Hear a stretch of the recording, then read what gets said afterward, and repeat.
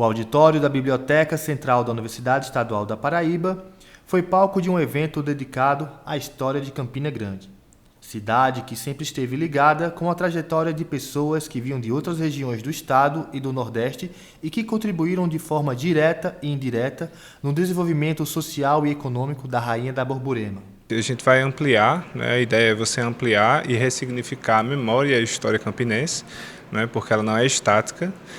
E através dessas pessoas que tanto escreveram sobre, pesquisaram, por exemplo, o Átila pesquisou sobre cultura popular, né, fez uma ampla pesquisa sobre isso.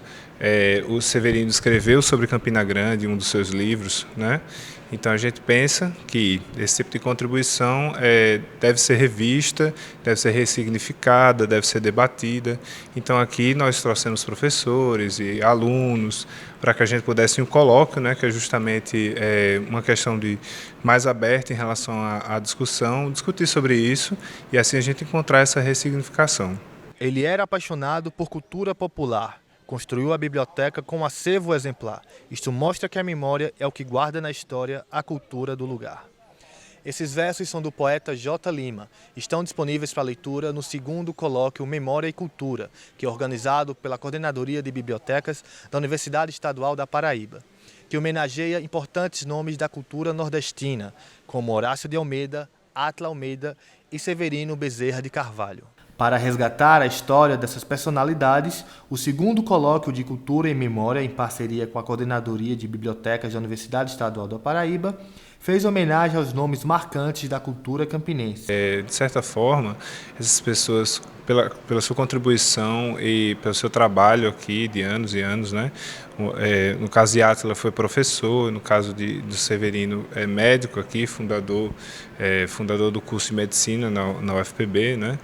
Então, eu acredito que essas pessoas, de certa forma, mesmo não tendo nascido aqui, né, têm uma contribuição muito forte com a cidade e eu acho que eles são merecedores desse tipo de homenagem, né? As 2 obras que foram utilizadas têm tudo a ver com o evento. Uma delas é do Átila, né, que é o dicionário bibliográfico, onde ele vai traçar, vai fazer realmente um catálogo, né, sobre os cantadores e poetas de bancada, que são os cordelistas, em todo o Nordeste, né? Então ele faz esse trabalho, né, justamente por conta de sua pesquisa com cordéis.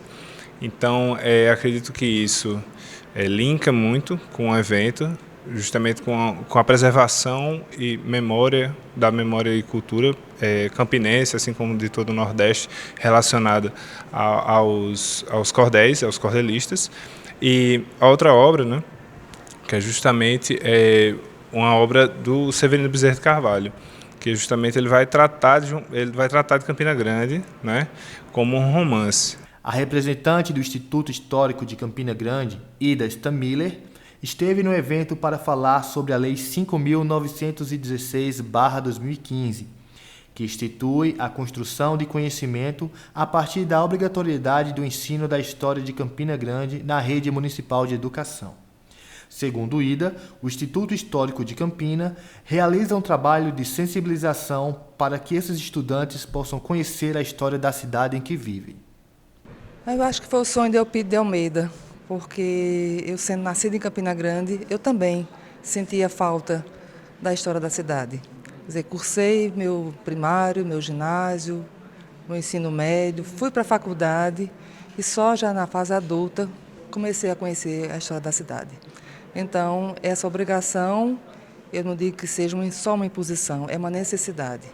Então, o Instituto Histórico fez um trabalho de sensibilização para colocar os nossos filhos, né, os nossos meninos da escola, que estão terminando o ensino fundamental, que vão ingressar no ensino médio e daí para a faculdade, para a vida, com realmente a sensação de pertencimento, conhecer a sua própria história.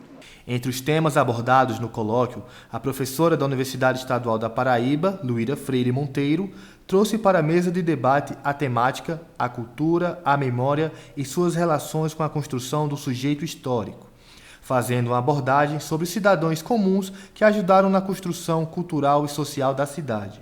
Eu fui convidada para falar sobre o tema a cultura da memória e do sujeito histórico, né? Nós vamos abordar exatamente a cultura historiográfica, como ela mudou no século XX, né? Como sujeito histórico. O homem ordinário adentrou na história. Nós deixamos de ter uma história que falava dos grandes eventos e dos grandes nomes para falar do homem comum. Então, eu vou abordar isso. Mas vou trazer especificamente a questão do sujeito histórico para o campo da história de Campina Grande, para o campo da história da Paraíba, por reputar ser extremamente importante que nós conheçamos a nossa própria história. E qual a importância de um evento como esse estar acontecendo dentro da academia? É salutar, não é? A academia precisa ensejar o conhecimento da história local, da história da Paraíba, né? Nós nos voltamos muito para os temas mundiais. Nós conhecemos os Quakers, as bruxas de Salem, mas nós não conhecemos os trabalhadores da Paraíba. Nós não conhecemos as práticas culturais de Campina Grande. Nós desconhecemos totalmente a existência de um patrimônio histórico e cultural muito rico em nosso lugar. Então, quando se faz um evento sobre isso, eu fico sobejamente alegre, né, por ver que mais pessoas estão se preocupando com essas questões. O reconhecimento aos patronos se deve pelo relevante e expressivo legado cultural e histórico que prestaram à memória campinense. O mês de outubro ele é marcado pelos 155 anos de Campina Grande. E Campina Grande é uma cidade que durante muito tempo foi marcada pelo apagamento e pelo silenciamento das suas memórias e de suas histórias.